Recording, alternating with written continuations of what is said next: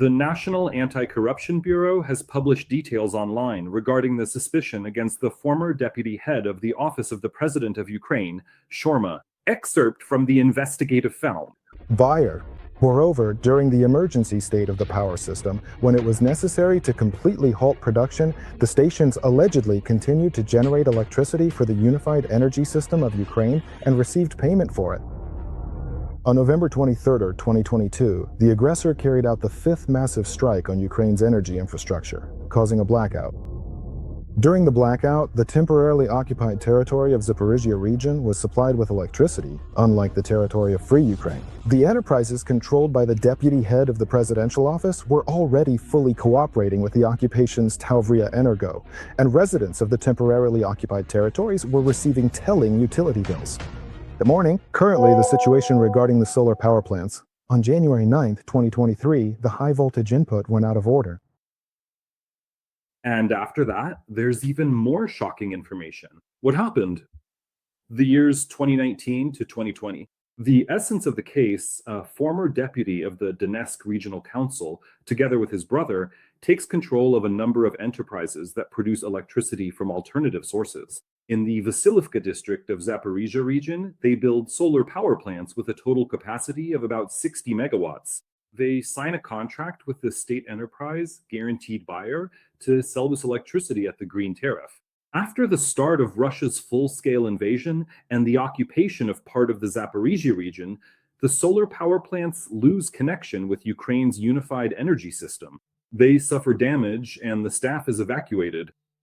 What happens next? Despite this, the enterprises controlled by the suspects continue to declare electricity production and receive payments under the green tariff, even though this electricity is not actually supplied to Ukraine's energy system. This false information and the payments made for it resulted in a total loss to the state budget, attention, of 41,300,000 hryvnias.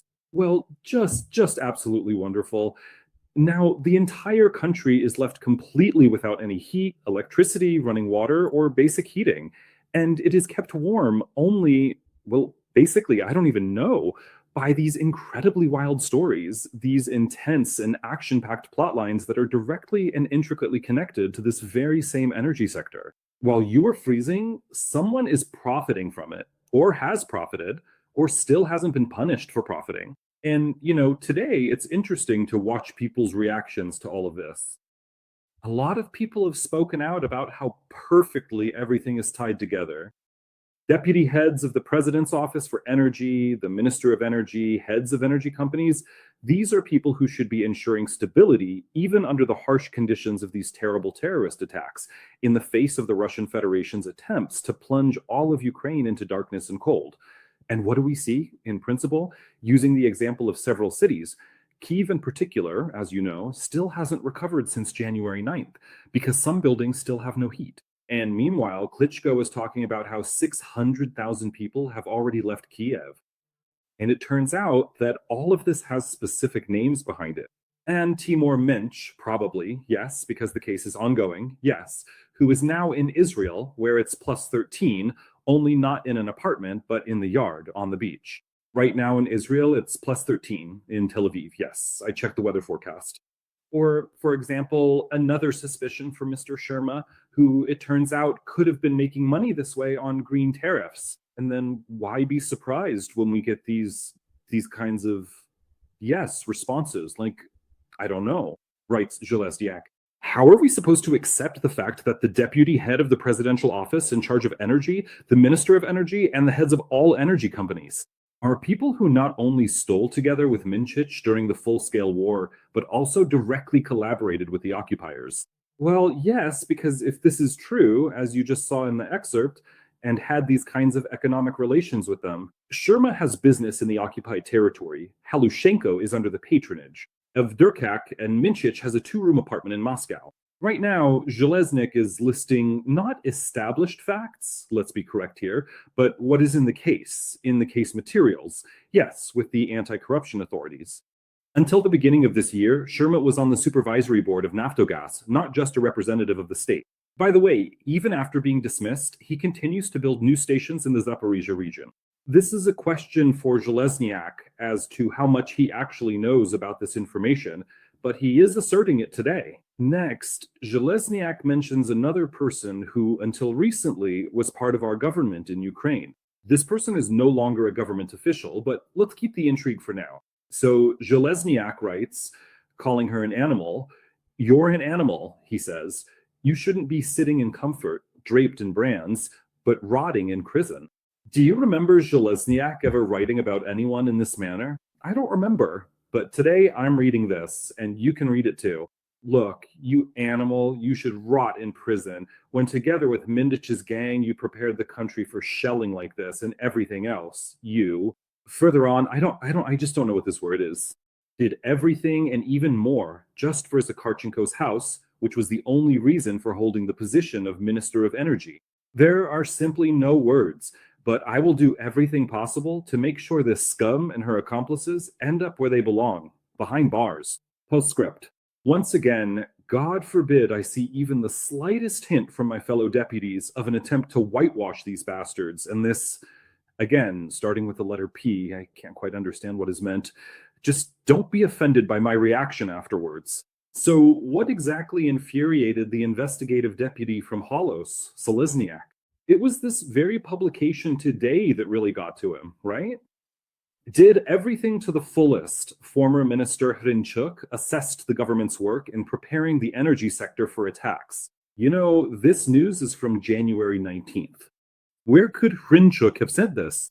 She apparently said this at the temporary investigative commission chaired by Honcharенko, a member of parliament, which is being held regarding the state of emergency in the energy sector and the corruption scandals. And Hrynchuk was there. Indeed, she said, "I did everything to the fullest."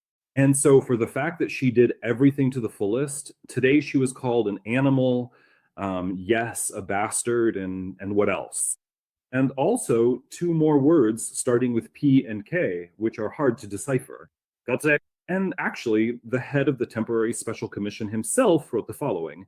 "It seems to me that many people have started to forget that Zelensky's friend, in whose apartment he celebrated his birthday, Timur Mindich, stole $100 million in the energy sector. This has been proven so far. That's the minimum amount, according to Honcharенko. So when you ask yourself, why is there no electricity, no heat, and no heating?